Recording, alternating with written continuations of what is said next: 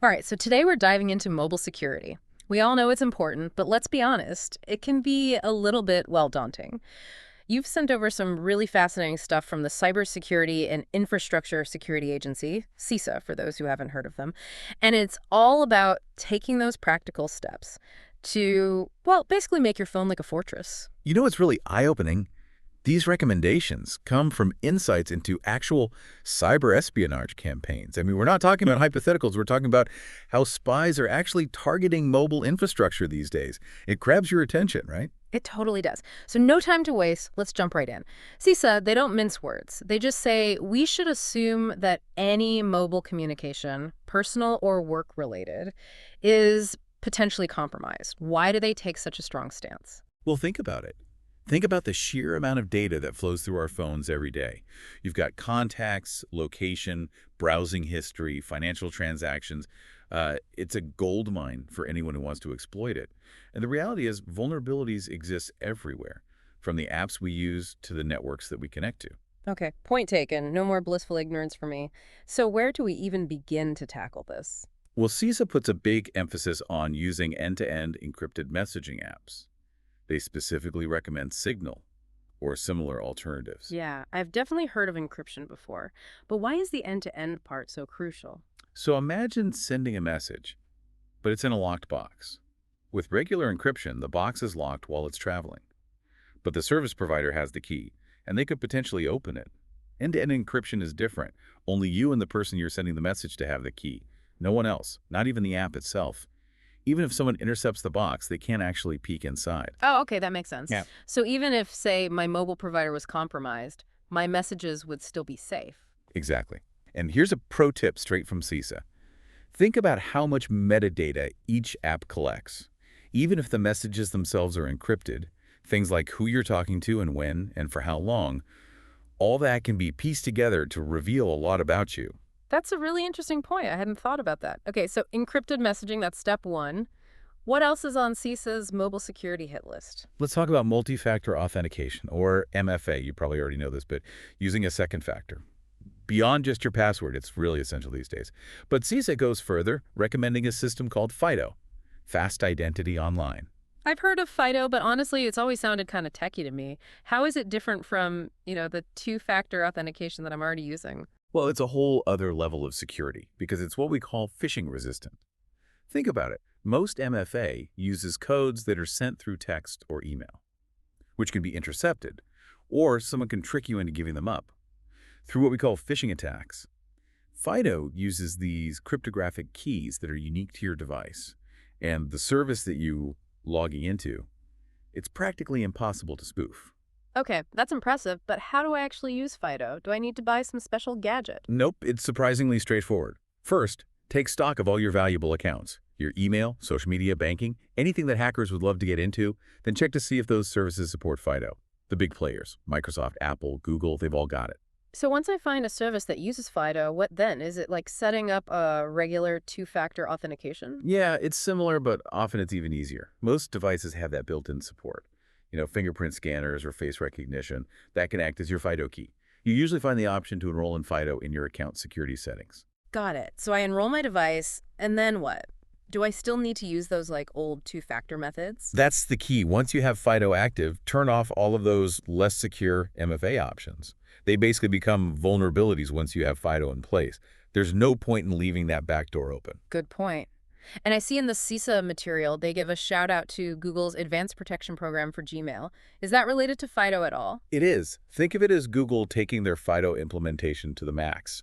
If you're a Gmail user and security is your top priority, that program is definitely worth looking into. It really locks things down. Okay, I'll add that to my list. But for all this talk of fancy encryption and FIDO keys, most people still rely on good old SMS for two-factor authentication. Is that really that bad? Well, here comes a shocker. CISA straight up says SMS is the least secure MFA method. Hold on, really? I mean, it seems pretty straightforward. You get a code, you type it in. What's so insecure about that?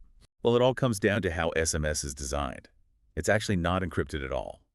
So anyone snooping on the network, whether it's a hacker or anyone else with access to the telco infrastructure, can read those messages just plain as day. Wow, that is a shocker. I really thought those codes were, more secure. So if SMS is a no-go, what does CISA recommend for us? For, us non-spy types? Well, for most accounts, authenticator apps are a good step up. Think Google Authenticator, Microsoft Authenticator, Authy. They all work in similar ways. Instead of sending a code over SMS, they generate these time-based codes Right. right on your device. Right. Yeah, I've seen those. But honestly, I just find SMS so easy.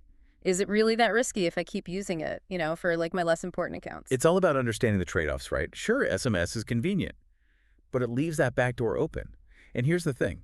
The moment an attacker compromises one of your accounts, they can often leverage that to get into your other accounts. It's kind of like a chain reaction. Okay, I'm starting to get the picture. Convenience versus security. I might need to rethink my priorities. Speaking of priorities, I know CISA is really big on password managers, but honestly, I've heard that advice so many times that it's kind of lost its impact on me. I get it. But the CISA material stresses certain features that go beyond just the basics. Like they recommend password managers that have leak detection so they can alert you if your credentials show up in a data breach. And also weak password alerts. And probably most important, the automatic generation of strong and unique passwords for every site. Hmm. Those features actually do sound really useful. I'll admit I've been guilty of reusing passwords sometimes. It's a bad habit, I know. But it's just so many passwords, it's hard to keep track of them all. Are there any password managers that say specifically calls out? They mention a few, like LastPass and 1Password. But honestly, there are tons of good options out there. The important thing is to find one that you trust, and one that integrates well with all of your devices. Okay, so let's say I finally take the plunge and I get myself a password manager. All my passwords are safe and sound in this digital vault. But what about the password for the vault? Isn't that like a single point of failure? Absolutely. And CISA really hammers this point home. Your master passphrase is the weakest link. Make it long, random, something that you can remember, but no one else could ever guess. Think of it like the combination to Fort Knox. All right, I'm sold on the strong passphrase, but this whole conversation is making me paranoid. Is there anything else that CISA recommends that we can do to lock things down even further? There's one more step that a lot of people tend to overlook. Setting a PIN with your mobile provider. A PIN? Like for my SIM card, I've honestly never even thought about that. How does that help? It basically adds another barrier to what we call SIM swapping. It's a sneaky little tactic where an attacker can actually trick your provider into transferring your number over to a SIM card that they control. With a PIN in place, they hit a wall. So even if they managed to phish my login info, they still couldn't hijack my number. Exactly. It's a pretty simple step, but it really makes you a much harder target. CISA basically recommends setting that PIN and then using your password manager to also change your mobile account password to something super strong. That 1-2 punch makes it really hard for anyone to mess with your account. Okay, I'm adding call my mobile provider to my to-do list right now. But before we go too crazy with all of these extra security steps, what about the basics? Does CISA even mention things like software updates? Oh, absolutely. They actually stress that updates are more critical than ever these days, especially in light of all these targeted attacks. You can think of it like patching holes in your armor. Attackers are always looking for vulnerabilities, and updates are how those holes get fixed. I'll admit, sometimes those update notifications can be pretty annoying, but I guess I can't ignore them anymore, can I? Nope.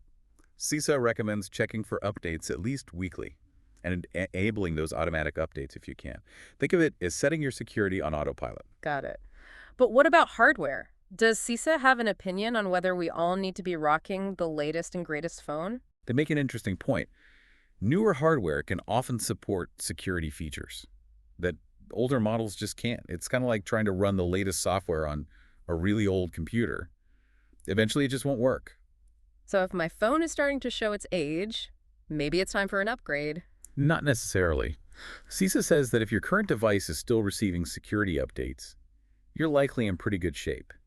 Unless you're a high-value target, of course. But in that case, you probably have a whole team taking care of your digital security anyway. Right, good point. Most of us probably fall into that reasonably secure category. Okay, one last thing I wanted to ask about. It caught my eye in the CISA material. They seem to be pretty skeptical of personal VPNs. That's a bit surprising, isn't it? I thought VPNs were supposed to be all about privacy. It's not quite that simple.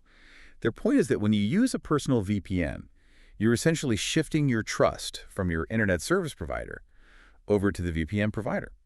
And the truth is, a lot of these VPN providers have questionable security themselves. Their infrastructure might not be as strong, And some of them have even been caught logging user data, which kind of defeats the whole purpose, right? Wow, so it's almost a gamble, like you're trading one set of risks for another. Exactly. It's really important to research VPN providers really carefully and look into their logging policies and their security practices before you just hand over all of your data. CISA's advice is to be cautious and just understand the potential downsides. That makes sense. It's like jumping out of the frying pan and into the fire if you're not careful. But just to clarify, this is all about personal VPNs, right? Yeah. What about using a VPN that my employer provides for work? That's a different story. Those VPNs are usually designed with a really specific purpose, like secure access to the company resources. And they often have much stricter security standards. It's still important to understand your company's policies, of course, but generally speaking, those VPNs are a good thing. Okay, that definitely clears things up. So we've covered a lot of ground here, from encrypted messaging to FIDO keys to the hidden dangers of SMS. This has been really eye-opening, to say the least. You know, it's amazing how many of these recommendations Hmm. are actually pretty easy to implement. It's not about becoming like a cybersecurity expert overnight. It's just about making these small changes that can really add up to improve your security. Right. It feels manageable, not overwhelming. But before we wrap things up, there was one more point in the CISA material that I want to go back to: metadata. They mentioned it briefly in the context of encrypted messaging, but I feel like there's more to unpack there. Ah, yes. Metadata. The silent data that often gives away more than we want it to. Yeah. It's like the digital crumbs we leave behind everywhere we go online. Exactly. Even if our messages are encrypted, that metadata can still be collected. Our location, who we're talking to, the websites we visit, it paints a pretty detailed picture, doesn't it? It absolutely does. And that data is incredibly valuable to a lot of companies Hmm. and potentially to others with, well, less noble intentions.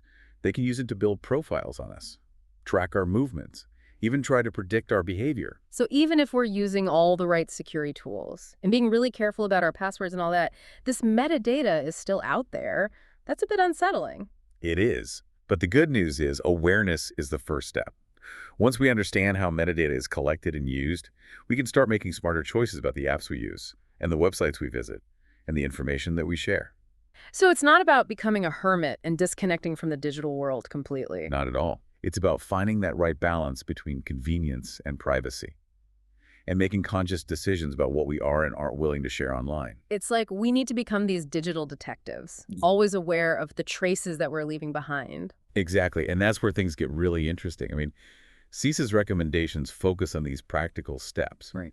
But when we bring in this metadata awareness, it opens up this whole new level of thinking about mobile security. You're right. It's almost philosophical. I mean, we're so used to convenience, but what are we actually giving up for it? That's the million-dollar question, right? Okay. Are we okay with these companies knowing our every move online? Mm-hmm. What about targeted ads that feel, you know, weirdly personal? Mm. Or the possibility of all this data being misused in ways we can't even imagine yet? Okay, now I'm starting to get a little paranoid. So what can we actually do about this whole metadata situation? Is it even possible to minimize the trails that we leave behind? It's not about being totally invisible. It's about making informed choices. So start by just being more aware of the apps that you're using. Do they really need all the permissions they're asking for? Check their privacy policies. Some of them are buried in legalese, I know. But others are actually surprisingly clear about the data they collect and how they use it. Right, it's like reading the fine print before you sign any contract. But even if we're careful about apps, doesn't our web browsing activity still leave a huge trail? Yeah, it does. And that's where privacy-focused browsers can really help. They're designed to minimize data collection and give you more control over things like cookies and those tracking scripts. Some of them even block ads by default. Of course, it's a trade-off. You know, some websites might not work perfectly. But for a lot of people, the privacy gains are worth it. So it's like choosing this more private path through the digital world. Okay, I'm starting to see the bigger picture. It's not just about following a checklist of security tips. It's really about a mindset shift. Exactly. It's about taking control of our digital lives, understanding the risks, and just making these conscious choices about how much we want to share. And you know what? That actually brings us right back to CISA's main message. Mobile security isn't a one-time thing. It's an ongoing process. It's like we're all playing this game of digital chess, and we have to keep adapting to the new threats. And the more we know about the game, the better our chances of winning, right? That's Right. what I find so empowering about all this. Knowledge really is our best defense. Absolutely. So to wrap things up, I think we've given everyone listening a lot to think about today. We've covered a lot, from those practical tips like encrypted messaging and password managers to those bigger questions about metadata and our digital privacy. It's definitely a lot to take in. Yeah, but hopefully it's empowering, not overwhelming. Just take it one step at a time, gradually build up those defenses. And remember, security isn't all about technology. It's about our behavior, Hmm. too. Being mindful, being a little skeptical, and questioning those offers that sound too good to be true. That can really go a long way. You're right. It's about staying curious, staying informed, and most importantly, not being afraid to take control. So, to all our listeners out there, what's resonating with you from all of this? What's one step you're going to take today to boost your mobile security? We'd love to hear your thoughts and keep this conversation going. After all, we're all in this together. Until next time, stay safe, stay secure, and stay curious.